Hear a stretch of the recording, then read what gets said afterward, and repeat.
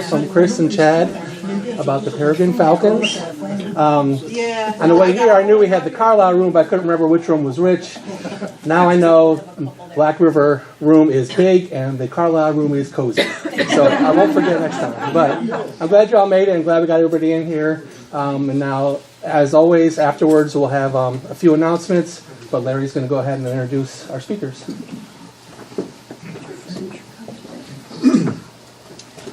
Chris and Chad Saladin are a husband and wife team with obsessive passion for peregrine falcons. They were official peregrine falcon nest site monitors in the Cleveland area for the Ohio Division of Wildlife from the 1990s until the monitoring project ended in 2015 as peregrines recovered adequately enough to no longer be considered as threatened. So, nice job. Hopefully we helped. In the past, Chad and Chris participated in rehabilitation work with peregrines at the Medina Raptor Center, including rescuing injured raptors and assisting with rehabilitation efforts. Chad and Chris have been capturing images of peregrines at area nest sites through their monitoring experiences, and they have been fortunate to have had fantastic opportunities to see peregrines in the wild demonstrating their dynamic personality, speed, and agility.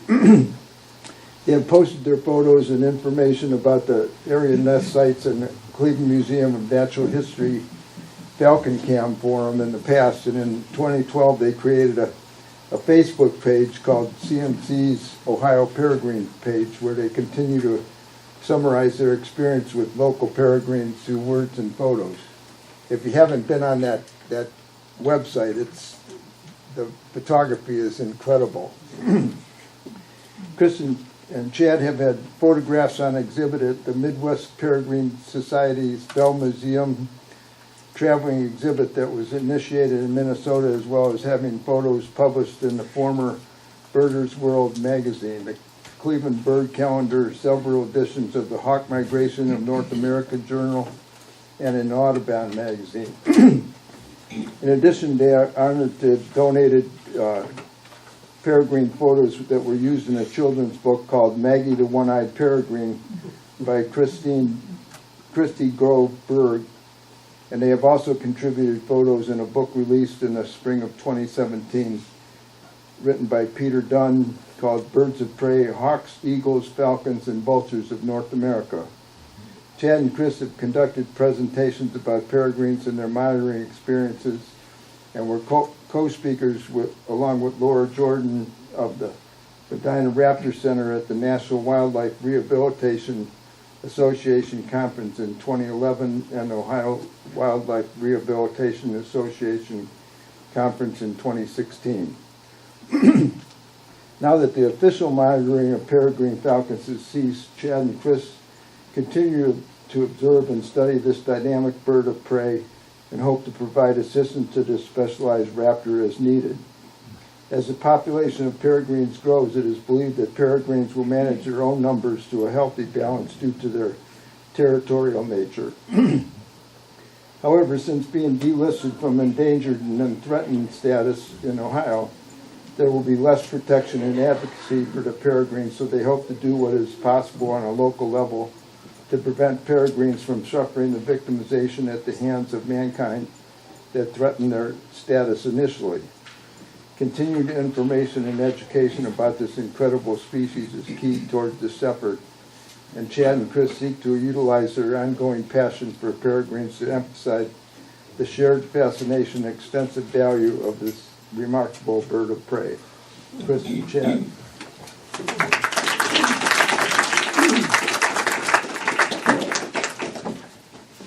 Well, I can say we've never had an introduction like that. Thanks, Larry. First, thanks everybody for coming out tonight to hear us, and thanks for Black River for having us. We're going to do a little different program tonight. We want to do a little review of last year. We want to talk a little bit about what's going on now. Now everything's kicking in. We've already had some really drama going on right now, so we want to get into that. But I want to I want to start with, I don't know how many times we've been asked how we got started, why do we spend so much time with peregrines. In fact, it's probably been 2 or 3 times in the last couple of weeks. We're either in Heinens or somewhere, somebody come up, you guys are the guys, people on the bridge, and So, how it happened was, well, in the mid-90s, when we found out they were at Terminal Tower, that was the first pair in Cleveland, we started going down to Public Square and watching them. We knew about peregrines, but we had never really seen them. So we started to go down the terminal at Public Square, but at that time, that wasn't the greatest place to be with spotting scopes and everything. So we didn't go down there a lot. And then we found out that a pair had showed up at Rocky River Metro Parks under the Hilliard Road Bridge.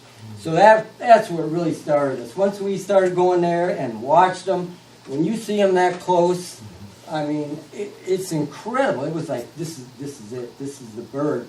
I don't think, we like to see behavior. We like to see action. I don't think there's another bird out there where you have the action potential as a peregrine falcon, as much as the peregrine falcon. Their defensive nature, their hunting style, when the young are born, what they do, and the food exchanges. You never know when you're going to see some great hunting there. You just never know with the peregrine, what you're going to see. So, yeah, that was it. Once we started watching there, and then gradually pairs started showing up here, and so we would just go all over the area monitoring, and we went to our first banding in '97, and the Division of Wildlife, they go, "Oh, you guys are passionate. You guys want to monitor for us." And so we said, "Yeah, no problem." So we would monitor, and that entailed, we would tell them who's at each site, if they're banded or not, how many eggs they had. Some sites we couldn't tell, we couldn't see. How many young? When did they fledge? Did you have to rescue any? So they really did a good monitoring project. But like I said, like Larry said, in 14 was the last year that they had banded. They got some new people in at the Division of Wildlife. They weren't quite as into the peregrines as much as the older guys. Yeah, and you're kind of jumping ahead a little bit, so let me drop you back a little bit. Okay, I got a slide for that. No, well, you get him rolling the book out. But we are going to talk about the different ways that we've been involved with peregrines, and one of the ways is that we witnessed a battle between 2 females at the I-90 bridge in downtown Cleveland going into Flats. And the battle lasted for days, and then all of a sudden we were only seeing one, and it wasn't the original bird. So then we found out that this bird was down and injured and rescued and taken to the Medina Raptor Center. So that spurred our interest in trying to find out more about this bird and if it's going to be releasable again, or if it's going to be rehabilitated, or what could happen. And so Chad actually reached out to Laura at the Medina Raptor Center, and I still remember the first time he called her, he said, "She was really great. She was so fantastic." She said, "Come on down, let's see. You can come and see her," and everything. So we went, and that just started us off with the Medina Raptor Center. That's Laura Jordan on the left side there, with her husband Bill during one of the releases of one of the peregrines we rehabilitated. But we started rehabilitating the bird that's on the other side. Her name was Beasley. And we started working with Laura at the Medina Raptor Center, and 11 months we took this bird out for flight work to try to get her rehabilitated after her injury. She had a wing injury, and we built up her strength doing a process called creancing, which I don't know if we want to get into it heavily. Oh, we're just real quickly. All it is like a modified fishing pole, like cut in half. And we'd hook up the jesses to the bird. She had jesses, so we'd hook her up to the line. And I would run the line. She would release the bird, and it was 400 feet of fishing line. And they bolt out. And what we were looking for is how the wings were, if they were level, how she's flying, or he. When it got close to the 400 feet, I would apply little drags, and that would signal her to land. And then she'd go out and retrieve, and they'd step right up on your fist. And we'd do it like 10, 12 times for their endurance, because peregrines need the endurance, and that's how you would know when they're ready to be released. Yep, and Laura, like I said, she couldn't have been better in helping us to get to know these birds and kind of bearing with us as we learned how to work with them. And we got a lot of information. We actually read a book on creancing and how to do it and everything. So we learned that process. I think we were the first to do it in Ohio. So we built her up to strength, and then we're able to release her. And then there's just other pictures here about the rehabilitation process. We also want to mention Lake Erie Nature and Science Center. Even though we haven't worked directly with them, we've done a lot of rescues and taken a lot of birds there, and they've been tremendous too. That's why we always try to donate to those two facilities, Medina Raptor Center and Lake Erie Nature and Science Center. They're fantastic.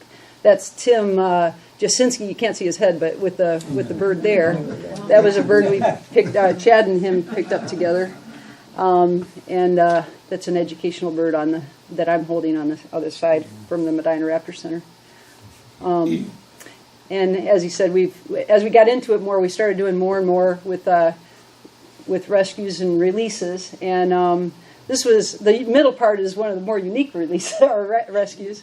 You want to tell about it? Yeah. Yeah, this was at the old I-90 bridge in Cleveland that they replaced. That had been a pair under there for years, even though we'd go under there for the banding to the nest site, and it was hard to believe they lived there because that thing would shake. You'd have to hold the railing, but they just carried on. It didn't bother them. But anyway, this was a rescue. A young was on this small pile here, and it was getting dark, and we saw there was a lot of like foxes around there. We saw some coyotes around there. We thought, nah, we got to get that bird. So we got the bird. I tried to climb up there. I kept sinking, and the adults were dive bombing me. I almost got hit. I tried to warn him, but it was right there. I'm trying to climb up, all I hear is wow. I hope. So we knew the front end loader guy, and he was getting ready to leave because it was like it was getting close to dark. And I said, hey, Mike, you think you could lift me up in that bucket truck? I can grab that bird. He goes, oh, yeah, let's do it. So it worked really well. He sat right there. I just picked him up, and he looks at me, hissing at me, but he was fine. And on this site, when we would rescue him, we were able to put him back up. Something we had to take home until the next day. But we were able to get him back up at the edge of the bridge, and he would just walk the beams right back to the nest site. So that rescue worked good. So. Yeah, so often when we pick up a bird, we really have to think about it first. We try to let them work it out the best that they can because, they don't stay on the ground long. They look for a place to ladder up. So if they're not injured, then he might start out on the ground, and then he'll look for a little higher place, like a chair, or he'll move up wherever he is to try to get to a higher level and to get to a place where he can get enough wind under his wings to go. And so if a bird's not injured and we watch him a while, we just let him work it out if there are no dangers or perils of traffic or anything like that. Yeah, that's amazing because you just see them, they're looking all around, their heads bobbing, they're saying, they're just looking for that next spot. Like if one was on the floor, he'd get up here, and then maybe the window. It's just amazing how they can work it out. They just look, and like I say, it's better. We don't want to touch them. We don't want to pick them up, but sometimes we have to. Where they're nesting is, there's roads and there's other dangers, and so if we could safely get them and put them in a higher spot, or in some cases right back to the nest site, which has worked a lot of times, we will do it. But it's not something we want to do. Yeah, and if they come down hard, or sometimes they'll hit this upper area, and there's something called a coracoid fracture, where they can still fly, but they just can't get elevation. And so we learned about that from Laura at the Medina Raptor Center too. So if a bird is just not able to get higher to higher levels, they might have a coracoid fracture or something like that. Yeah, so and if we don't see them come down, or if we think they might have hit something, we always take them to get checked out, either to Medina Raptor Center or Lake Erie Nature and Science Center. They could feel for any breaks. You could hold them and see how they flap. So see if they're out of it, like head trauma. So sometimes we'll make sure, and then we'll just bring them back and release them. Yeah, so a lot of it's observational and deciding. This we're going to see if we get to this, but this people who've watched us talk before probably has heard the Phelps story, and we can get to that if everybody wants to hear that, because that's one of our favorite all-time things that happened. That was one of our. This is Chad with Phelps. He ended up in the Cuyahoga River. I was going to ask him if they, could figure out why we named him Phelps. Oh, sorry. All right. I just gave it during the away. Olympics, even with Michael Phelps. So. Yeah. And he was a good swimmer. This guy was tough. But Well, we have that at the end of the slideshow. We were going to say, if anybody wants us to stray a little bit from the line we're going on, we're glad to answer questions or Yeah, go a little away from there's it. so much to talk Just about so with this much, bird. yeah. And we're never going to fit everything in. So don't be afraid to ask us. If you want us to talk about their courtship's amazing, obviously their flight, their hunting, because we're not going to get to everything. I mean, you could go on for a long time Yeah, in about fact, some of our experiences. We're just still on the first section. So, and as Chad mentioned, the ODNR involvement, again, Ohio Division of Wildlife, Division of Natural Resources, they've been fantastic in letting us be involved in every possible way. So when up till 2015, when they stopped the banding process, we used to band the chicks at 3 weeks of age. And so they waited to 3 weeks because they're not yet that ambulatory, but their legs are full grown, and then they could put bands on their legs, and they wouldn't outgrow the bands. And this is on the bottom left, one of the adults whizzing by the nest tray at the terminal tower, and on the right, that's Division of Wildlife going to get one of the chicks out of the window, and the two adults are there. We loved going to bandings. Yeah. Yeah. Do you want to Talk a say? little bit about bandings. Mm-hmm.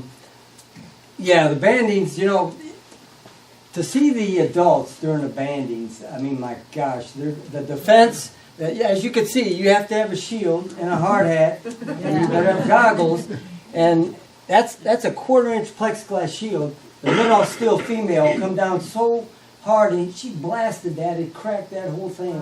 Like the guy wouldn't go back up. Well, you know who went back up. We were all about it. We're up in that bucket truck, and they circle up, and they circle, and then they flip over, and they tuck, and they're coming. Oh my gosh. It's phenomenal. When you see them that fast, I mean, I could stand here and tell you how fast, but when you see it like that, it's like, how does any bird escape these guys? It's incredible. Absolutely. And they're whizzing by you, and then they shoot up and come right back. And that's one of the guys who wouldn't go back up. I wonder why. Yeah, this shield operator didn't do the greatest job there. No. Yeah, I don't know where the guy with the shield, he was supposed to help protect them, but maybe he bailed too, I don't know. But their defensiveness, they're fearless. They just come right at you. And there's been many of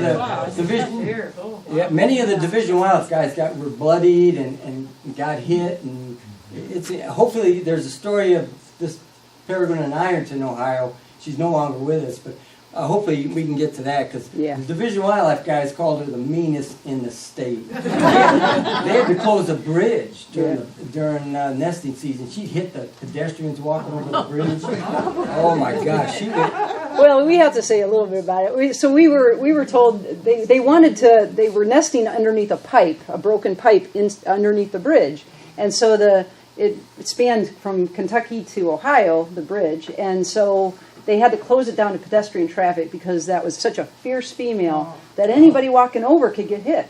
So Division of Wildlife knows how into peregrines we are, and they said, well, why don't you go out and distract her? First of all, when they told us this is the meanest peregrine in the state, we're like, we're coming. We're going, for that banding. So we took the long drive down, and the funny part was they had some reporters there because they're known there. I mean, everybody knows. Stay away from that bridge. So they had reporters.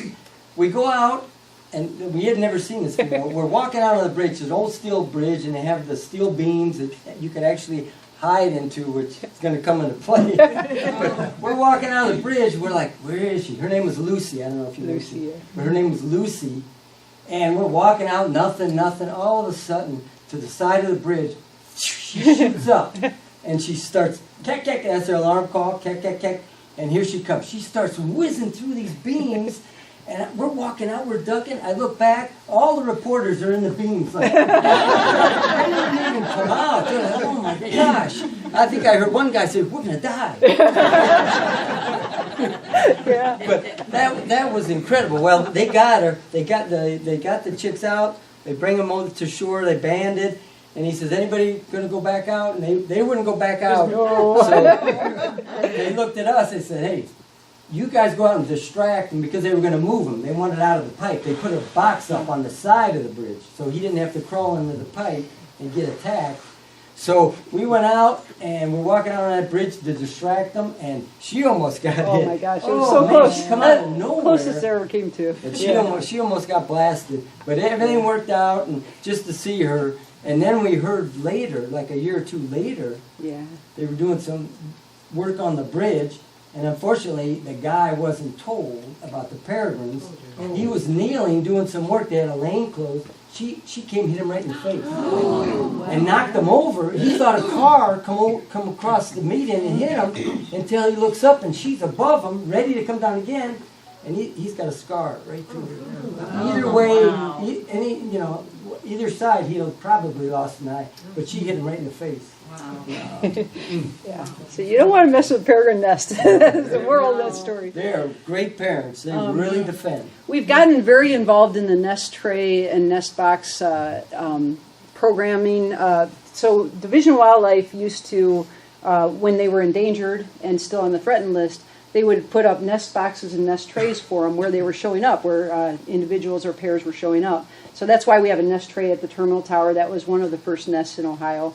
And then there's boxes across the state in different cities and things where they would possibly nest. So after the program ended, we wanted to still help them out. So we've actually, you want to say? No, I just wanted to say, just in case you don't know, peregrines don't build nests. Oh, okay. The cities are not their natal areas. Canyon cliffs, mountain cliffs, they look for a ledge with dirt or gravel. They make a little bowl, and that's it. That's what they do. So during the comeback, when they released them, and another thing real quick here, a lot of people think they were brought to the cities for pigeon control. No. What was happening, they tried to release them in their natal areas, all through the Appalachian Mountains, and they had a big process. They put up hack boxes where they would feed them, put food in there for the young, and then when they could come and go as they please, and then when they got proficient in hunting, then they would just leave.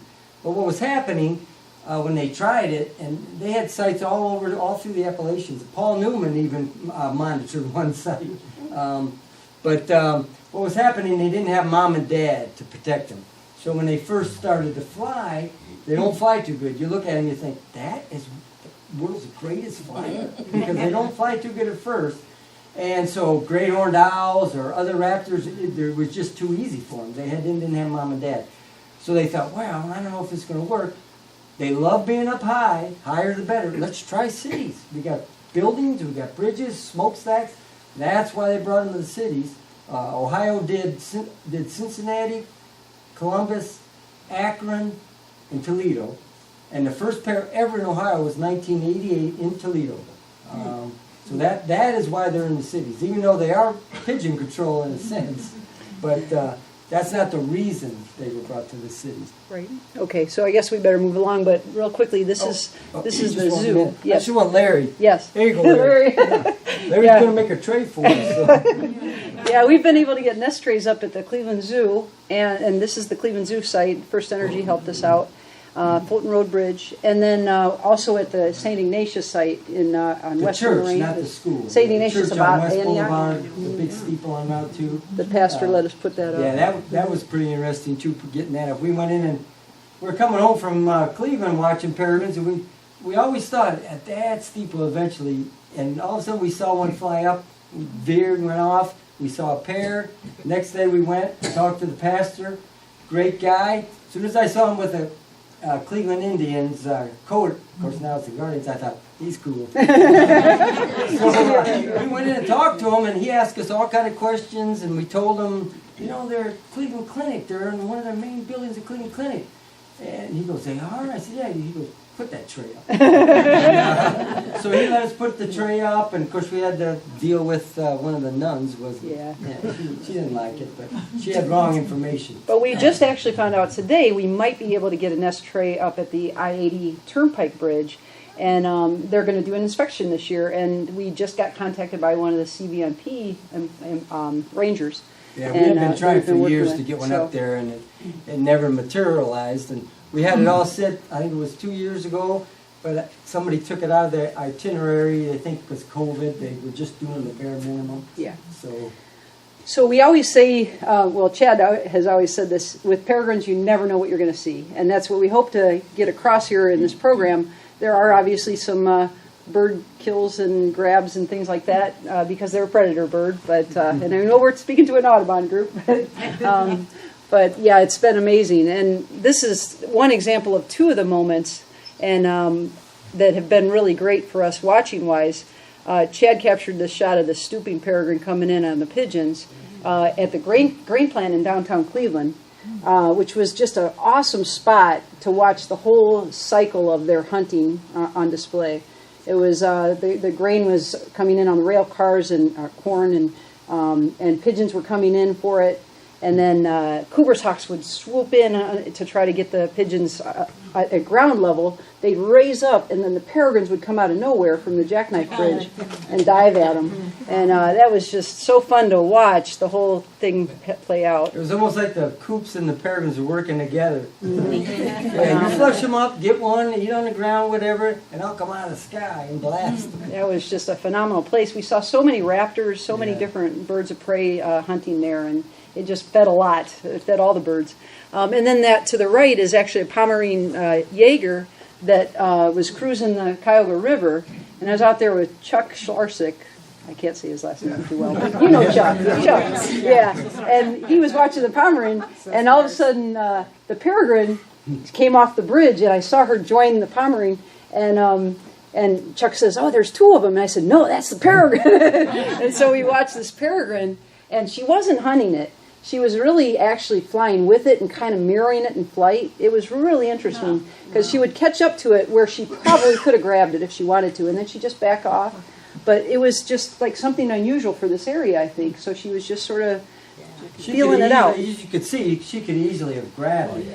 But since it stood out among the other gulls, and peregrines have a tendency to single one out, it's maybe not a little different. I think she was just seeing what is this thing. So. Yeah, because it's not normal. yeah, exactly. Yeah. Yeah, we have a few other pictures of it in here because you could just really see how they were moving together. It was interesting. And then food exchanges we could talk for days about. We could do a whole program on them because they're so fantastic.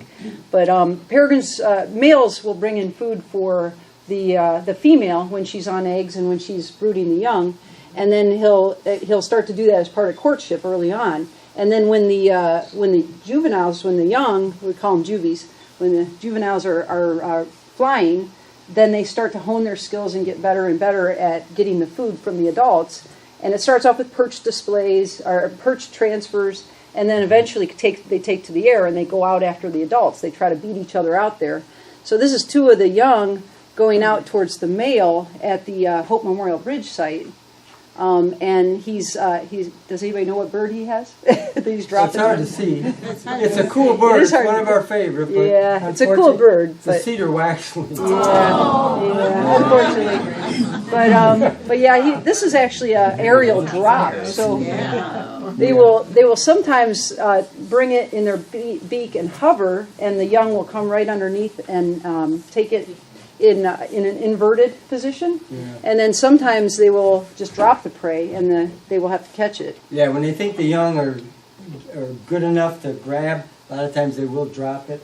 This is the best time to watch peregrines is when the young start flying, because they chase mom and dad, they scream, we probably have some slides. The young play in the air, they do mock combat, they grab each other's tail, but when they see one of the parents coming with food, it's like a free-for-all. I mean, it is can be really cool. pretty wild. Okay, we're going to go into a little bit of this current status and the recent highlights at sites. So this just goes a little bit site by site. We'll kind of breeze through this a little bit, but if anybody has any questions, please jump in. This is Hilliard Road Bridge. Yeah, which we definitely want to talk about. This is one of our favorite sites. It probably is our favorite Well, because it's just a great. I mean, if you want to see them close, you can either go down by the river or up top. You get the eye level view. They buzz right by you. We've watched that site for years, and this year we lost a long-time female. She had been there 12 years. She was from PA because they were banned. They still banned. So she was from Harrisburg, PA. But she had that nest site. Yeah, she had that nest site. This would have been her 12th year. And unfortunately, a younger one with peregrines, it happens. They fight. They're fighters. They look for territories. They look for mates. This is the time of year. We knew it was going to happen anytime. She'd have been 4. She's starting to get up there. And all of a sudden, one day, there's a new female on site. And, unless somebody finds her and reports the bands, we're not gonna know. She could be on a building. They spend a lot of time in the winter downtown Lakewood hunting there. So yeah, we're seeing fewer and fewer banded birds because we used to, of course, band them in Ohio, and now we're seeing a lot that don't have bands. And she was one of the longest that we've ever watched. So we have her featured in this presentation if we get to it a lot because she had a really interesting life. But she wasn't actually named in Pennsylvania. They don't name their peregrines. We just name them here when they're banded. So they just referred to her as Green Girl all the time because she has green tape over her silver federal band. And they would use the tape to distinguish the different juveniles when they were fledging. So we just started calling her Gigi for short. So Gigi's on the left here. And then the new one that took over, or that replaced her, is we refer to as Gamma. She's not banded, but we wanted to stick with the G theme because the male is Gusto. Male's Gusto. And Gamma is actually, for any space fans, gamma ray burst, which is the most energetic, luminous thing in the sky. I thought that was pretty cool. So that's Gamma and Gusto. They're close to NASA. Yeah, Right. close to NASA. You'll notice that she has a strange thing in her right wing. Yeah. There's and I'll show it more in this next slide. She has what this is called at the wrist is called the alula. It's a feather and bone combination, and it helps in steering and braking and maneuverability. Yeah, and not stalling out like when they do food exchanges or come in. All birds have them, but it's very critical in peregrines. We're hoping that's not an injury. We're hoping maybe when she molts it'll go back. We don't know. It doesn't seem to be hampering her, but peregrines really need that alula. Yeah, she seems to be. Yeah, all birds have it. Because we have a bluebird. He's for 2 years now. We've seen it. It looks like the feather was messed up, and we're thinking, why didn't he lose the feather or something? Yeah. We call him Lefty because it's on his left. Yeah, on the small birds, it's very hard to see. Oh, okay. Yeah, So we it's probably have some pictures Yeah. of her. You'll see when she's hovering. They stick up and it calms the air so they don't stall what's it out. called? The alula. Lula, yeah, alula. Yeah, and you'll see it on a healthy bird. They'll both be symmetrically up. So they'll be raised when they're breaking Yeah, and when they're this landing. should and actually be things. flat like here, Right. And then it raises up. This one's, it's a little bit off, and we're like I said, we're hoping that doesn't affect her because we have worked with birds at the Medina Raptor Center that had misformed alulas or alulas that were not in the right place. and it couldn't be released. They couldn't be released. So there's Gusto. There's Gusto. In the fall. And the reason we just named him Gusto, the day we were there, the day he came in. He's only been there a few years. The male before him got injured. And he just was flying around. He was doing everything with such gusto. We were like, let's just call him It's Gusto. called that. Yeah, now it's really pretty challenging sometimes because most of these birds are not banded. So we really try to dissect their differences. So when there's, like this was a recent male intruder that was sitting right in Gusto's spot. So he was sitting right on his perch, and we're like, boy, I don't think that looks like Gusto. No. But the thing that always gives it away, even if the birds look very similar, is their behavior. This guy was looking at us. He was really sleeked a lot of times. He was staring us down. Gusto's used to us. He knows we're going to be there. And where they go and how they act a lot of times tells us the difference. Yeah, they have their a lot of times they have their favorite perches, and this guy was all over the place. And he's whizzing through the bridge. This is not Gusto. Yeah. There's also a female that has been intruding all the several area sites, and she's a little distinguishable too. As anybody notice on that other side, she has one white wing feather. White feather there. Yeah, which is kind of interesting too. She so that can happen when there's an injury to the area around the feather shaft, or it can happen as just a genetic difference sometimes. So anyways, but she's noticeable because of that. And Gusto and Gamma are now at the site at the Hilliard Road Bridge. And here they are mating. Yeah, all the pairs are pretty much mating. We have a new pair that's still bonding there down at Cuyahoga Valley. So we haven't seen any mating there on it's Station Road Bridge in Brecksville. There's a new pair hanging around there. If you go on our page, we go to great lengths to explain all the details that we're seeing, because we could talk for days about peregrines, obviously, but it's really fascinating to see every habit and behavior. And the mating is one of our favorites, too, to see, because the whole sequence is really interesting to see him come in and hover and work around branches and position his tarsi, his legs, onto her back, and he turns his feet inward so he doesn't talon her. He puts his tarsi right on the creases between her wings and her back to mate. And she shifts her tail to the one side, and he has his tail up against her, and he has no external sex organ. It's just a rubbing of secretions in order to fertilize the eggs, or to get the eggs forming. Yeah. And as mating progresses, they've been mating a couple weeks. The first few weeks are just to get her hormones going. Nothing. She's not going to get pregnant. She actually doesn't get pregnant until about the day or two before she lays, and then the day before the shell covers the egg, and then she starts laying. But they really increase in the frequency of mating as it gets closer. They can mate 10, 12 times a day.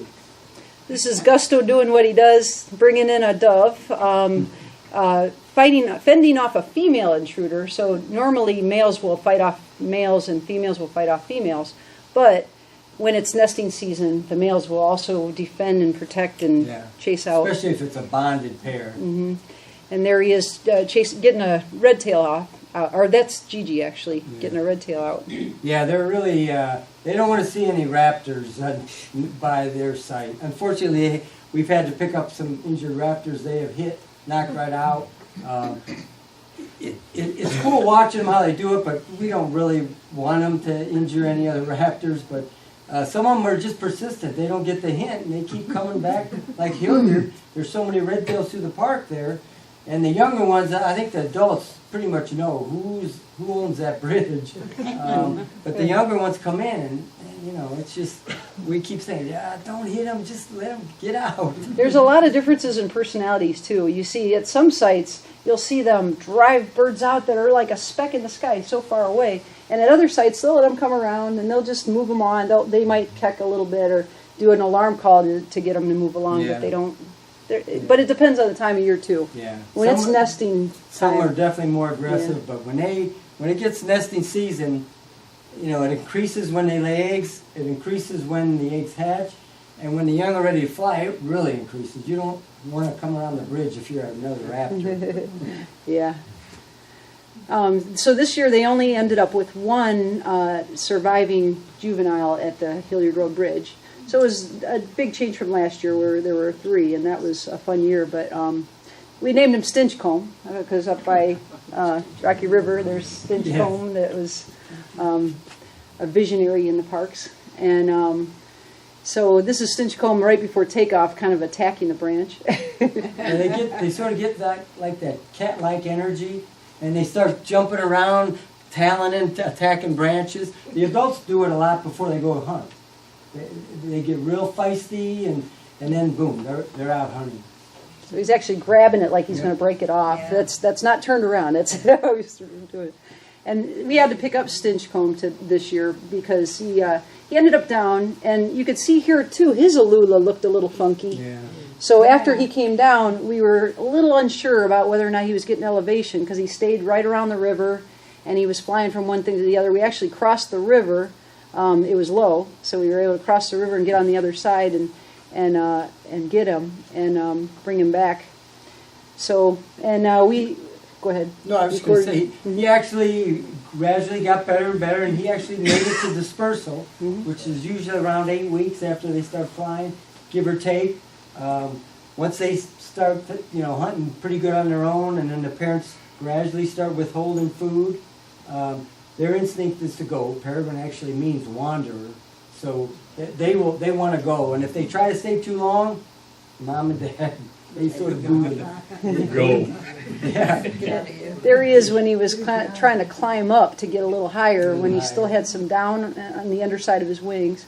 And here he is when he was flying well and he's harassing the geese in the river. Yeah, when a site only has one, you sort of feel sorry for the youngster because he doesn't have, they're so social, the young, and they do so much together. They hang out together, they go to the water together, I talked about the mock combat, they fly together. So he doesn't get that. Sometimes the adults will jump in and do some stuff with him and, like fake attack him so he starts learning, but you hate to see just one. Yeah, I'll move it along a little bit, but Gigi with Young, bringing him food a couple times, even when he was on the ground, she brought him a little food just to sustain him because he was really having a long day and he was not making it very high, so she actually went over to the bank and brought him a little piece of food. But he did well, and there's Stinchcomb after he was flying well. You can see the young are the brownish. They don't have the yellow cere and eye rings yet, where the adults are like a gray, blue gray to dark gray. Okay, then there's the zoo site, and we named this pair, well, Wade, we actually, he was actually down and into rehab at Lake Erie Nature Science Center for just a short time. They didn't know exactly what was wrong, but he just was found at a cemetery close by on Bidoff Road. And they got him to Lake Erie Nature and Science. They couldn't find anything wrong. They flew him in the flight cage at Ohio Bird Sanctuary. Yeah. And he did fine. So we brought him back and released him at the site, and he picked back up. And so he's banded because of that, because of his Do time. you ban the rehab birds? Tim does. Yeah, Yeah. Tim usually gets them banded most of the Do they time. not ban them anymore because there's so many of them? Yeah, it's that. Like I say, some of the surrounding states, they still ban. They still want to ban. Even there's more now than before DDT. There's actually more of them now. But Ohio, it was a money issue too, going all over the state, traveling, banning all these different sites. I had mentioned the new regime that took over weren't into the peregrines like the older guys, so they just decided to quit. I think when we first started monitoring, there were 12 known pairs in the state. Now we got to be at least 50. They say they're really filling in along the Ohio River. Cleveland's a hot spot. We have like 10 pairs in the general Cleveland area, east, west, down the Cuyahoga Valley, over to Avon Lake. Of course, they're losing that site. The power plant's being torn down in Avon Lake. So they're going to have to go and find another spot. So Wade with the starling. The starling was fighting back. Isn't that a little better, a starling? Yeah, he actually bit him on the beak a little bit. Yeah. I don't know if you know, but peregrines are designed, like eagles and red-tailed hawks. When they grab, it's their feet that kill. Peregrines' feet are basically built to hold, to grab and hold. They deliver the fatal bite. They try to bite the back of the neck and sever the spine. They have a little notch in their beak that fits perfectly in the lower mandible, and so they look for the neck to bite immediately. Their feet are, like I say, they're designed more for holding. They got a huge middle toe. In fact, they have oversized feet for their size, really big feet. Yeah. But see, you can see he's trying to bite that neck. Sometimes the birds come back with no head. Years ago, before they knew that much about peregrines, they used to think, man, they really like the head. They eat the head first, and then they realize, no, sometimes the head is gone. Okay, so we had a good year at the zoo with 2 of them, and just like last year, which is interesting, one of the fledglings ended up on the Asian lantern display right after fledging, and on the tortoises. The year before, it was on the lily pad. So yeah, we spent the day watching this one make it from the lantern to the tiki hut and on up. This is really cool because the Fulton Road Bridge, this site, the zoo actually took some of our pictures, put an informational billboard. So everybody that comes in, they learn about the peregrines and all the volunteers that work there. They watch them, they look at them. So it's very educational. It's amazing how many times you'll see a family with young kids. Oh, Mom, a peregrine falcon, because they've heard about them. In school, they're learning about them. All the volunteers know. We've had some great stories at the zoo. I remember this one time I was in there. I think she was working. I'm in there watching them, and there's some people around. There's this little kid. He's a young kid. He keeps looking over at me. Probably looking at my camera, binoculars, whatever, and all the other people there, they wouldn't come over. He comes right over to me. He was the coolest little kid. He says, "Excuse me, sir, what are you watching up in that bridge?" And I always let them try to decide. I like them. I said, "Well, I'll give you a clue. See if you could tell me." I said, what I'm looking at is the world's fastest animal. His eyes got so big, he goes, "A peregrine falcon." He runs over to his dad, and he's pulling on, "Dad, it's a peregrine falcon." That was his favorite bird. And the funny part is, after his dad goes, "Boy, you really got now. Every time he gets off school, he wants to come to the zoo." Yeah, he was fun. Then I got to meet him That was really cool. Yeah. You won't believe this, but we're like already recording till. So this is a food exchange at the zoo. So this was the male Wade bringing food to one of the juveniles, and this is one of the inverted food exchanges where the juvenile got the food just on the flip. So and then they go down to the creek. The zoo spans over the Fulton Road Bridge at the zoo spans over the big creek, and they go down to the creek quite often. And we've been able to catch them a few times. They love water. Peregrines love water. They like being around water. They love bathing, drinking. There's Wade at the creek, and Wade and Vita on the other side there. Oh, now we know why it's Wade. And then Yeah, right. Yeah. Sometimes we try to name them like something with the site. Like in Cuyahoga Valley, one year we named the 2 males Canal and Towpath. So, a lot of times we'll do that. We named one, in fact, we named her because at the bandy, she was so feisty and aggressive, we named her Ballistic. And she actually ended up nesting in Chicago. They contacted us and said, "Who named this bird?" So we did. She goes, "Oh my gosh, that's the perfect name. She is a fireball." Yeah, there are other birds nesting close by, including last year there was a nest of great horned owls. And so that was a little bit tentative because they Right are by the a Jim natural Tony enemy. field there in Brookside. Yeah, not friends, exactly. So they aren't nesting there this year, but they were right in Brookside, and the peregrines knew they were there, and they were... Well, the male actually dove on the great horned owl in the nest one time, right through the tree. He tried to dive on it. Now, a great horned owl, the peregrine's biggest enemy is another peregrine because they fight and they look for territory. But that is a threat perch. He could come right up to the nest site, and that's what we were afraid of. He could come right up to that nest tray and take those young. There's not a lot that Mom and Dad could do. They would try to knock them off the ledge, but at night like that, they're not going to fight a great horned owl. But in the air, they'd knock a great horned owl right out. There's no contest in the air. So they are a threat, perch. There's cams out there with a great horned owl coming right up and taking young right out of the nest because there's not much. Peregrine doesn't see them coming, so. The great horned owl is also pretty much a threat to the bald eagle. Oh, absolutely. Yeah. That's Oh, one of yeah. their biggest. Absolutely, yeah. They Yeah. can definitely be a threat to a lot of birds. But this year, great horned owls started nesting early, so it was nice and peaceful, nobody in the park.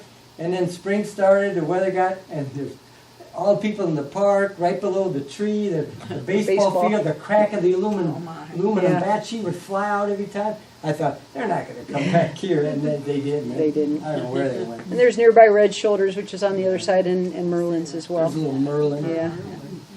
And again, trying to move on a little bit. This is the CVNP I-80 Turnpike Bridge, where we're trying to get that nest tray up. And this is the pair there. This is what they're doing right now. Lately, a lot of mating. Yeah. This is last year. There were 2 females. They actually reclutched, so they failed their first time, and this is one of the reasons we want a nest tray up there. They laid their eggs in a nest channel in the expansion joint of the bridge, and it's kind of wet in there, and it's probably all they have is feces from birds, pigeons and things to lay their eggs in, and they haven't been very successful there. So we wanted to try to get a nest tray up for them for years, and now we finally got some good news today, possibly about it. But then they were able to come to a closer spot in the other expansion joint, and they found enough material, and they had 2 young, so they were successful last year. Yeah, once you get a tray up with how good they're back now, you'll have a pair there. It's going to change, but you'll have a pair there for years. There'll be a pair at the zoo for years, because that's what they look for.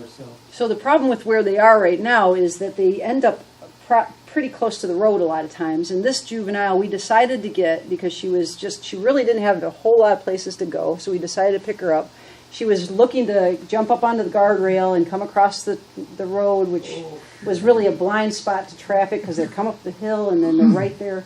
So we decided to get her, and it was a little tricky because right past her, it's just a slope down. So Mike from the neighborhood, he's the one that's putting the bird up on his rooftop. He was going to tie us off and all kinds of stuff to make sure that we could get her. And but we didn't need that. But we got on either side of her, and we were eventually able to grab her and get her and Mike and get her in the carrier, and Mike got her up on his rooftop, and that gave her just enough so that she could be up over the valley and make it. She didn't after stay that. long, so she flew and made it to another spot. So sometimes all they need is that little elevation. How hard is that for you to capture them when they're at a lower elevation and trying to get to a higher one? How tough is that for you guys to walk in there and Well, snag 'em? sometimes, Depends on the the very situation, first yeah. peregrine we picked up, it was at Hilliard Road Bridge. We pull up, it's down under the bridge, so we walk out. It starts walking right to us. It stops at my feet and looks up at me like, "You're going to help me or what?" So sometimes you could just reach down and pick them up. Yeah. Other times they're trying to talon you or hiss at you or bite you. It just depends. You could do a foot grab, or sometimes you can come up from behind and just grab their wings, just pick them up. It depends. We've done where I've distracted the Okay. bird, Yeah. and he's come up from behind, and Behind. they're a little bit naive at this age. An Yeah. adult would never let you get Yeah, them they, like they this. really don't know that you're a threat. Yeah. So. Do you have any scars? No, surprisingly not. We Well, I have a usually couple biting. yeah, a little bit of scars. bites. Yeah. You know, if they're pierce your skin if they bite you, but it's not. Yeah, it Yeah. probably is going to get infected. You have to really, Yeah, put stuff because you definitely don't all want the to take for bacteria. granted if they squeeze with those. Yeah, talons. they don't have the power, Yeah. as I said, of a great horned owl or an eagle. Mm-hmm. In fact, with these guys, you could wear really thin gloves. That's what you we could really wear no gloves if you wanted to, but you're taking a chance. We wear just really thin gloves. Yeah. Because they just don't have that power, like like eagles and hawks and great horn. I mean, they could, like I say, they'll puncture you, but it's not. I wouldn't want a great horned owl grabbing you.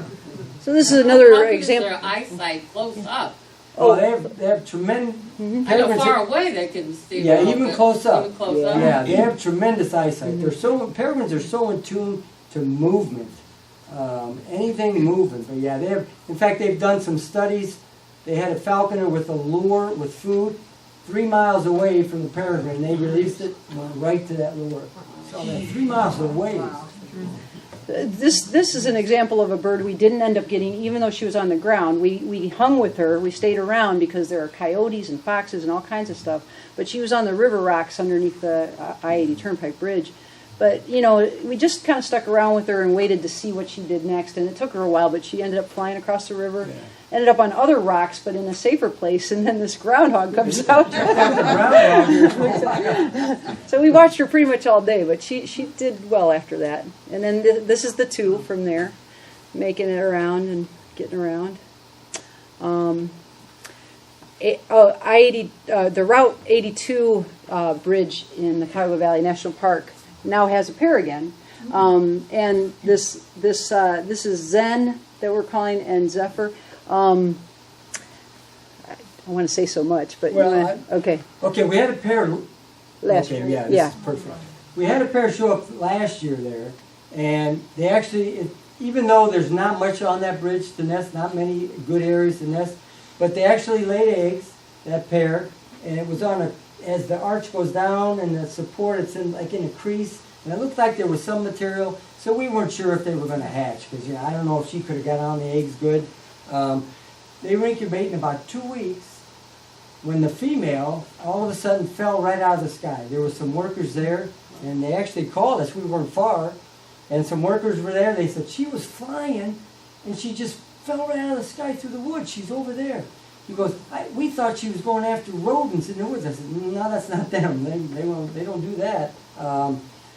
So we went in and got her, and we could see as soon as we got her, she was just out of it.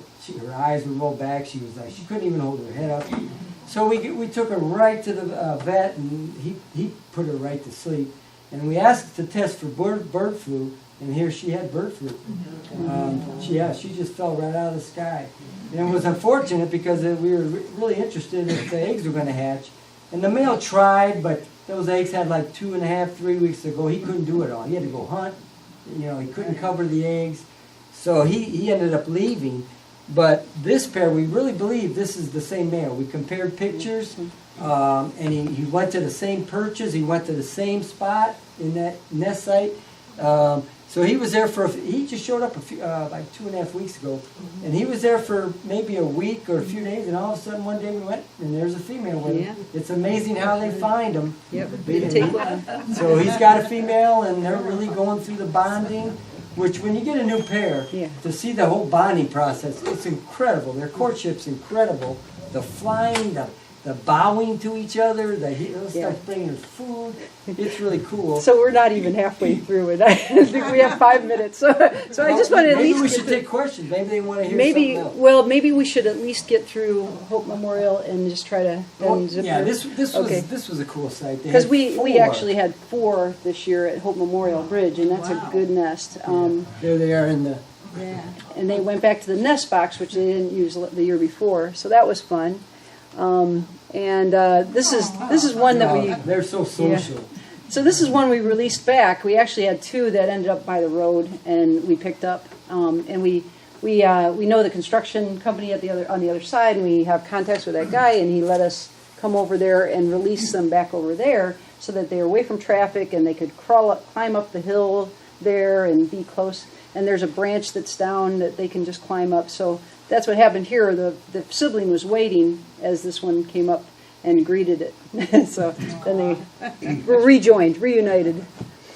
And then we had one that ended up on this concrete barrier right by the river. And this is the Elsie, the boat for the Metro Parks, coming by, and they noticed her, and they got a little closer to her as she was walking the plank there. And then a male that had flown close to where a gull was. Actually, the gull looked surprised that it was all of a sudden there's a peregrine there, and then the female mom came by and swooped out at that gull and got the gull out of there. And then a little while later, this gull, the gull actually has the foot in his mouth. Yeah, this is a juvenile. Now this is really cool because the young were sort of harassing the gulls a little bit, and I think this gull just got a little upset. And the really cool educational part about this here, you can't see it, but on the side of the bridge is Mom is sitting there. Mom could easily got off there and got the gull or drove it out. But I think we're thinking, hey, you got to learn. You got to learn. Other birds are going to harass you too. So she just sat there and let this one work it out, and they finally separated. And you can see the sibling is there watching as they break apart. Yeah. So the sibling is right there.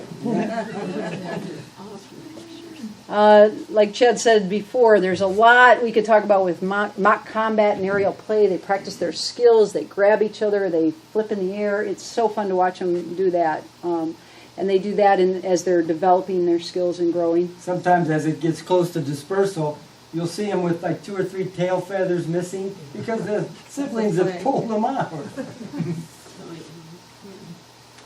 Harassing a cormorant over there. Hunting a red-winged blackbird. We had a pair at the Jackknife Bridge in the Flats this year. This was a first-year nest for them. By the next to the Jacob's Pavilion, this old they don't use the bridge anymore, so it stays up. They nested at the very top of the I-beam. Pops is a banded bird. He's from Chicago, so he was named Pops. And actually was at the 82 bridge the year before. And then there's Kaya and the 2 young. Oh, sorry, the 2 young are there. I'll go back Okay. yeah, that's actually Terminal Tower. How many eggs do they typically? 3 to 4 usually in the clutch. Sometimes yeah. 5, and rare is 6 and 7. Okay. Yeah, this last year I was able to catch hatching of the second chick, and so this is right in the middle of hatching. And usually she's covering over it, and you can't see it too much. So when she got up and it started breaking apart, that was really fun. So I have a little video on there too of some of the hatching as the chick's breaking out. It's really interesting to see them try to break out of that eggshell too. So do they dry real quick too then? Yeah. Once Yes. they come out, they dry. And mom will dry them too. So she gets on them and moves around. She Okay. shuffles and it dries them almost instantly. So they look really different very quickly. It could take like anywhere from like 24 to 72 hours for them to go all the way around the shell with their egg tooth and, come out. Yeah. So, Again, something else we could talk about a lot, but at the Cleveland Clinic, this was the first year ever that they didn't use the nest box. And we don't know if it's related, but one of the doctors got a cam installed at the nest box, and it has an arm that goes up right by the nest box. So it looked different to them, I'm sure, but it might be also because there are intruders and things. So they found another spot that just was another building. It was actually really low, and they laid their eggs there. And so it wasn't as viewable, but now they're actually hanging around by the original. yeah. And if so you're ever at the hopefully they'll get clinic, it's the cryo building, the pyramid-shaped building. It's on the east side, on the 1140 Cedar box. It's actually very open. It's a good spot to watch them flying.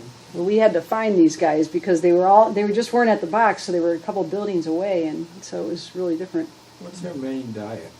Birds. They're almost exclusively bird eaters, and they're actually built for speed to grab birds. Yeah, just about anything that flies. It's been estimated over 1,000. If they can get it, then they can get pretty much most birds, even like swifts and swallows, and and if it's too big, they will hit it and get it off the ground, eat it on the ground or whatever. Even though they don't really prefer to be on the ground.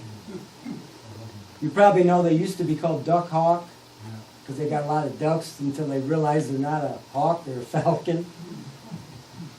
Another There's territorial. going after- Poor turkey vultures. Sometimes they're just floating through, and then all of a sudden, peregrines get them out of We there. have the picture. We have a picture of an osprey just happened to fly Yeah. through one of their sites. It's in there, but I don't And know. the male will come right up and grab they're flying together. He's got the tail. He's got the tail of the osprey. Osprey's looking back at him. And I just wanted to mention some other sites, but I know we're like right at 8 o'clock. We have a lot more. well, we could take questions. Is that all right? And we can also take questions. We wanted to at least hit on Gigi.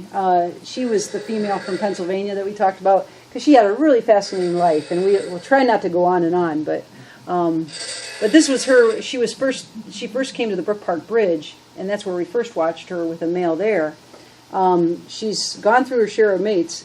Cheyenne was the male that she was with, and they nested close to NASA at the Brookside Bridge. Brook Park Bridge. I'm mixing them up.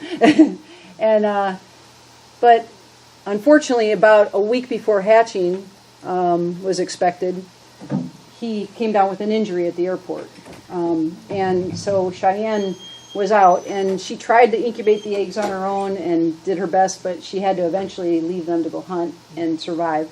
So here she is taking the egg out of the nest. So she didn't have a successful nest there, and Cheyenne was out. We rehabbed him, and he was able to be released, but he didn't come back to the site.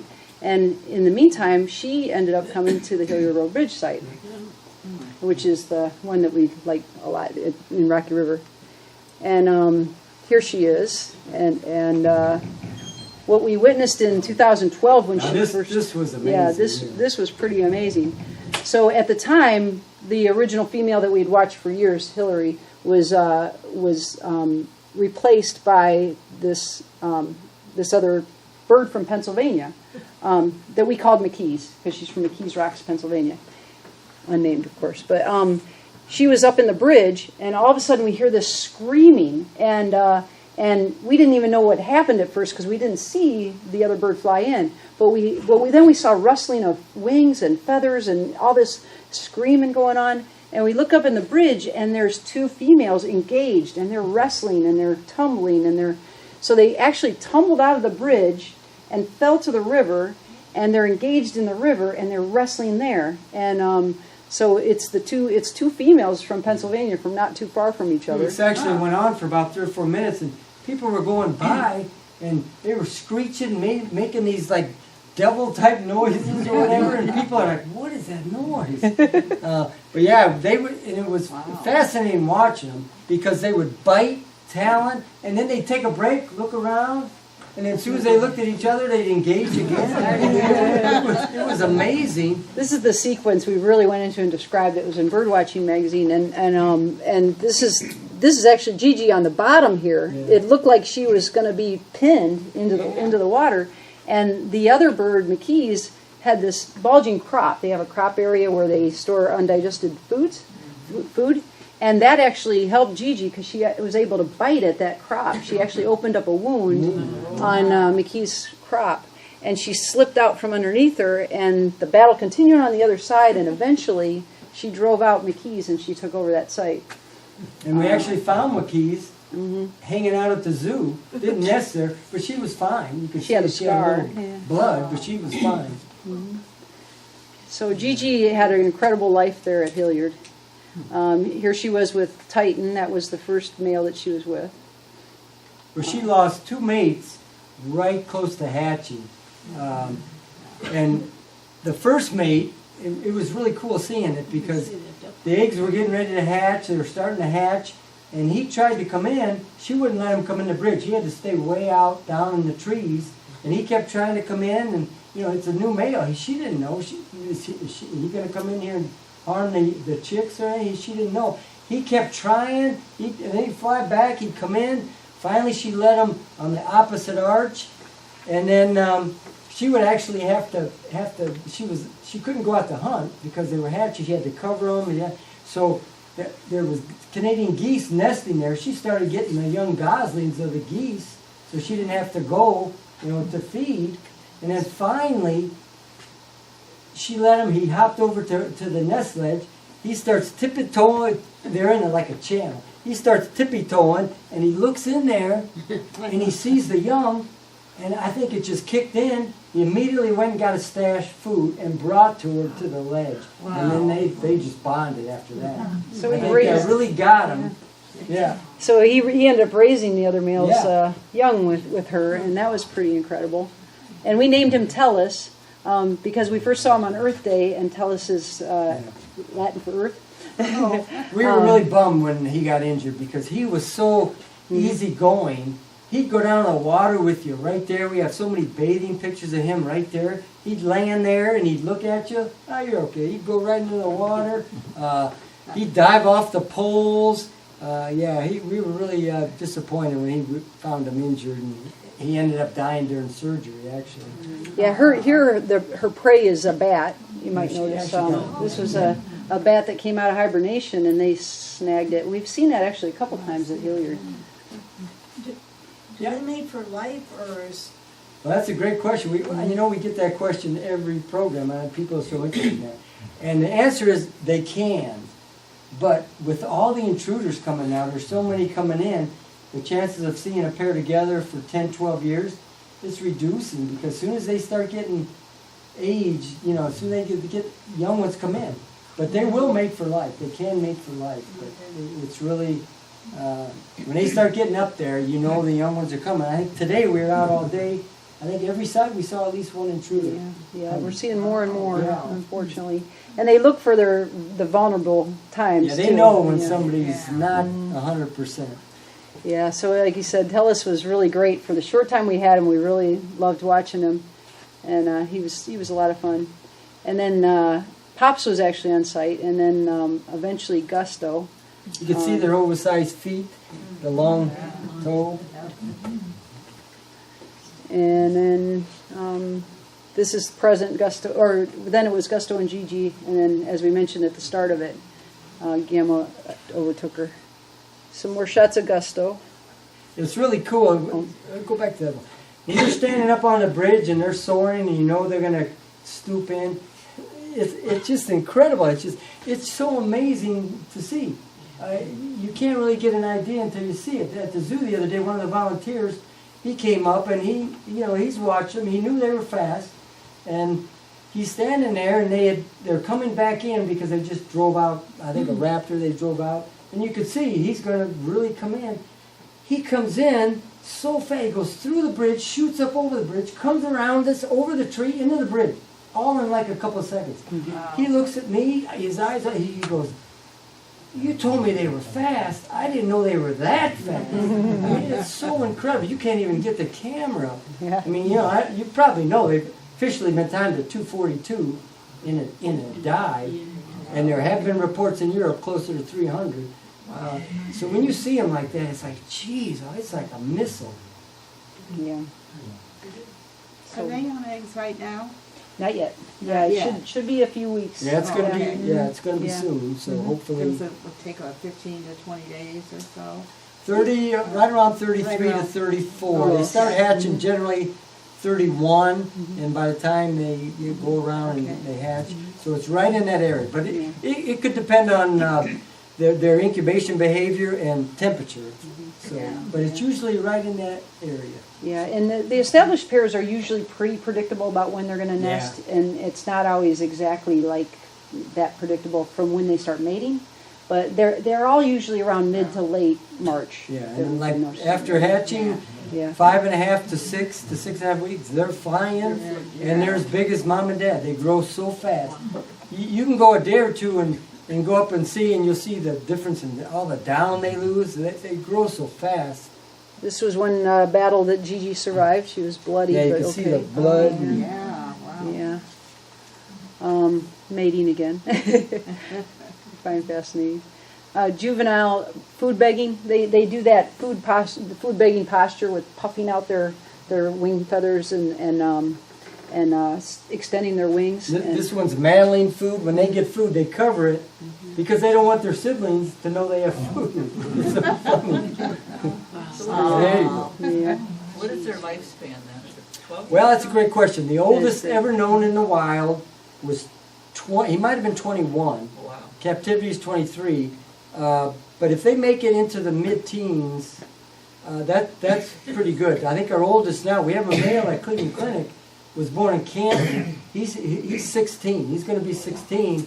Wow. So whether he gets through this year, I don't know. I think the oldest ever in Ohio that nested was in Dayton. One named Mercury was 17. So yeah, if they make it to the teens, that's pretty good. I think they say the average is about 10 to 12, somewhere in that area. Oh, This was last year with this fledgling that ended up on the lily pad in the Asian lantern display, and it was the most. We have to tell a little bit about this. It was the most blue-gray gnat cool catcher. thing. I don't know if Yeah, a pair of blue-gray the gnat little tiny catchers. birds. Yeah, they started dive bombing her, and the poor thing would just duck her head, and they were actually lifting some down off of her head Probably for their sometimes. nest. Yeah, it was great. It was great. Yeah. And the cool part about this was it was right along where you walk in the zoo. All these people were standing there and watching, but we'd see these families go by, and the kids, they're noticing. The adults aren't paying much attention. So many times we hear Mom, I think that there's a bird over there. And they, oh no, that's not real. I just wanted to display. That's real. And there was a huge crowd watching. Everybody's got their cell phones out. I mean, you could get to 10 feet. Wow. And yeah, those gnat catchers, because they had a nest in the tree right next, Yeah. they just kept coming and dive bombing or hitting It was her. literally all day, because we got in there as soon as we opened, we watched for a while, yeah, yes. So why were the females fighting? What are they fighting for? What are they fighting about? Oh, great Well, question. females, it's said that females fight females for males. They want a male. And the males generally fight each other for territory. And a lot of your female fights are perched, like at the tray or on a ledge, where males tend to be more aerial, because they're faster, they're shiftier. They usually take to the air to settle their battles. And if you see it, we've been lucky enough to see a couple battles. Yeah, it's incredible flying, I'm telling you, when they're battling. And courtship flying, it's amazing. That's some of their best flying. Oh my gosh. So yeah, here's some. Yeah, we didn't do a lot on development, but their development is really cool too. So these are really young chicks, probably only a few days old, and they still have the egg tooth on the top of the Yeah. bill. Yep. That's how they chisel away at the eggshell. And you can see that one is starting to make what they call a pip, the hole in the eggshell. That's how they get started with the hatching. And this other egg on the other side is actually a full egg inside of a hatched egg half shell. And we didn't know if it would mess it up, but they ended up hatching fine. Yeah. So it just ended up perfectly fitting into that half shell. Their egg tooth generally falls off about a week old. And their eggs, actually, they've been called one of the prettiest in the bird kingdom. You could have a variation of colors, the rust, the beige. It's really, really cool colors on their eggs. Another food exchange. This is a really, really late food exchange, but a really interesting one. So the two juveniles were going for the prey at the same time, and one just barely beat out the other. So, Well, you can see originally we thought this is a male, that's the female. We thought he was in the lead. We thought he was going to win, but she just come right up behind him and got the prey first. So it's a pigeon. So yeah, even that is really fascinating too. The adults are so tuned in to who needs the food. So that we've seen at times where the males outrace the females and they're right there for the food, but the adults will like fly away from them to get it to the right bird, to get it to the other juvenile that hasn't eaten yet. And so it doesn't matter if one's swifter than the other, they'll make sure that everybody gets fed. and when they hand off like that, the adults sort of hang because many times the young aren't ready or they fumble it, it starts falling. The adults just right down and get it. It's amazing how quickly they just go get it and give it to them again. Drink. Yeah, they do drink water. We used to hear early on when we started watching them, they thought that peregrines didn't drink water. Well, we've seen plenty of drinking water. They thought they got all the moisture from the food, you know. Yeah. And in fact, the head of way back then, the head of the Canadian Peregrine Foundation, he even posted on the Cleveland Museum site. No, somebody asked him, do peregrines drink water? No, they don't drink water. They get all their moisture from their food. And we have all these pictures of them going down drinking water. They drink water. Yeah, always learning about them. Oh, there's, More defense. Yeah, there's the osprey. Yeah. yeah. Yeah, here's the osprey. So this is the fierceness too of a peregrine. Nothing's too big for them. Yeah. Nothing's intimidating to them. It's the personality. I mean, there's so many things I love about peregrines. The way they fly, the hunting, everything. The personality they're so feisty. In fact, just to give you a quick thing, Sorry. when we were doing work out there at Medina Raptor Center, my sister come up and I took her to go through. Laura said, "Yeah, Brea, she could see all the birds through the cages." And, you know, she knew about the birds, but she wasn't, in as much. And she goes through all these birds, all the cages, red tails, eagles, Cooper's hawks, and they're bouncing off the cages, all worried and stuff. She comes to the peregrine, and that peregrine just stares at her, comes close and everything. And we come out, she goes, "You know what? I could see why you guys love peregrines. It's just the personality." She even noticed that personality of the peregrine. Yeah, they have great personality. Yep. Maybe not the best picture for a lot of people. Yeah. Got a baby killdeer. And they get in all sorts of trouble when they fledge. That's why we try to be around as many sites as we can be. So, some missed landings. Other pollution. Well, here we go. Wow. Yeah, here's there. It's called the tomial tooth. This is what fits perfectly here and severs the spine. This is called a tubercle. Over the years, there's been great debate what that was for. They used to think it brought air into the lungs when they would stoop, when they would dive. And then they thought, no, it deflects it. But I think they've settled on it regulates the air because their lungs stay inflated the whole time when they're diving. So that's what they think that's used for. And peregrines have tremendous endurance. So a lot of times, they're known for the stoop, but if they miss, they could just shoot up. It's called ringing up, and they could do that countless times. So a lot of the times, the birds just wear out, and peregrines just keep going. A couple more shots of that Jaeger we were talking about when she was just mirroring it in flight. Like you said, you could see that she could actually grab it if she wanted to. And this pigeon got away. And I guess we have time a little bit because it's the last slide. We're going I to do want to talk save a about little for questions. we'll talk about Phelps. Oh, this. You want me to start it? Go ahead. All right, this was at Scranton Road Flats, the Hope Memorial Bridge. They have a little platform you can walk out. They call it the banjo because it's like a banjo, and you get a good view of the box. So we're there watching, and we're talking to some people, and the young could come out on this porch, and all of a sudden we're watching. I'm unfortunately talking to a couple. She actually got these pictures. I'm talking, and this guy sees Mom coming, gets all excited, comes and slides right off, right into the middle of the river, and he's only 4 weeks old. We knew if they were a little older they could swim, he'd be able to make it. We didn't know about four weeks old. But what made it worse, I look right down the bend. Here comes a freighter. So a freighter's coming, so it's creating waves. And all of it, when he fell into the river, all these gulls started converging. But Mom and Dad they cleared out the gulls. So we didn't worry about the gulls. We're thinking, oh my gosh, he's got to come this way to us because the other way was all steel bulkhead. He'd never been able to get out. But if he came toward us, there's openings in the river. We could get him. We can get him out of the river. His only obstacle was there were buoys and a fence. He had to go right through there.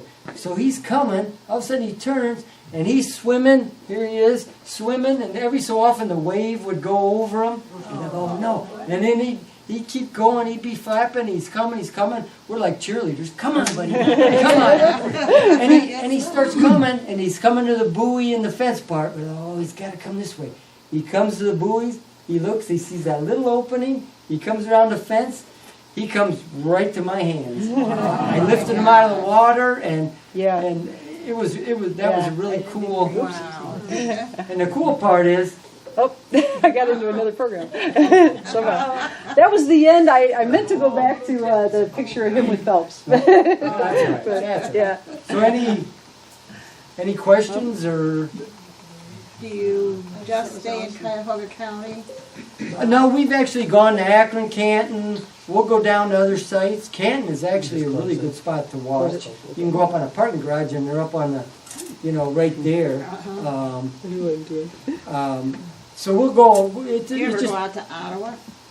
Yeah, we just, they used to have peregrines there for a while at Port Clinton at the big. Right, I know they did. Yeah, but now they haven't had. Eventually they will. Well, that's because they worked on the tower. Yeah, but they got a nice. They have a over nice. to the church. Yeah, they have a nice box up there. They're going to get a pair Yeah. eventually.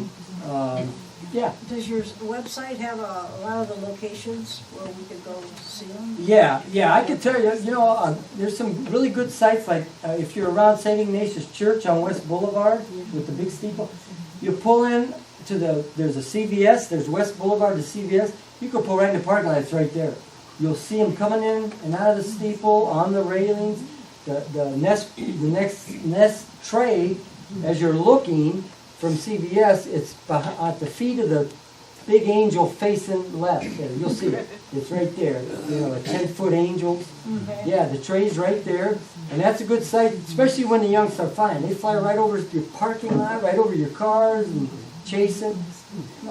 Hilliard Road's really good if you want to walk out on the bridge, but not a lot of people want to walk out on the bridge. It's a You wide could see them from sidewalk. underneath. I mean, Yeah, you can walk see 'em underneath. but It's a little if you really want to see them eye level coming right by you, that's a good spot to Yeah. walk. The zoo is good too if you want to, but the zoo, you have to walk back to Fulton Road Bridge from the main entrance. But that's a good site too to watch them. They're close. Yeah. How about the bridge between, on Detroit Road, between Lakewood and Rocky River? In the 1980s, I used to see them on there. Yeah, we don't know that any pair has ever nested there. I know No, they that- probably are yeah. looking in the water. Yeah, they're just, Yeah. yep. Yeah, we've Yeah. seen them hunt over there. You talked about some coming from Chicago and from Pennsylvania. Do they migrate sideways? Well, the word they- peregrine actually means wanderer. Okay. So they're known to travel great distances. So we've had birds from Canada, Nebraska, Pennsylvania. We've had them from all over the place. They Canada. just go wherever. So they Yeah. go everywhere. Yeah, they're actually on every continent except Antarctica. So they're really widely distributed. Yeah. They don't migrate, they don't migrate. Yes. Well, no, Yeah. the It's when northern they're peregrines migrate. Like up in Alaska, Greenland and stuff, they migrate. Because the cold doesn't bother them. They nest in some of the coldest regions on Earth. So if there's prey, like around here, we over the years we've had a couple that migrated. But most of the ones around here, there's so much food, they don't have to migrate. Yeah. In fact, we've seen them really active in some of the worst weather. You know, they love the wind. They love, that's a good time. If it's windy, they're going to be darting around fine. Yes, yes. They eat mostly birds. Yep.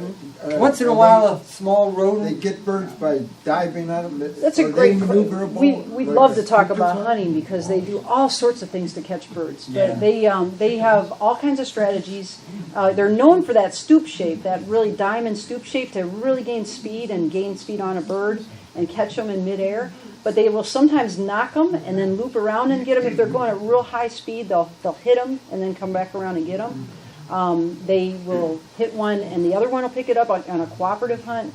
They'll come from underneath and ring up and grab them if they need to kind of slow to come up so that they aren't hitting at that high impact. So it depends on the bird. It depends on the scenario and the place. They have a lot of hunting Yeah, styles. lots of When they're styles. around the lake, they look for birds that are not water birds. They can't land in the water. If they go out over that lake, they're that's not good Keep for them out of the them. lake and then They they're- love shore birds. It's really fascinating too. They'll go underneath a bird that wants to come down, so they won't let them come down. So because a bird that wants to flush into the brush, they'll just go underneath them, and then they'll come from they'll use the sun even to blind a bird so that they don't see them coming from the top. Fighter pilots. Yeah. How big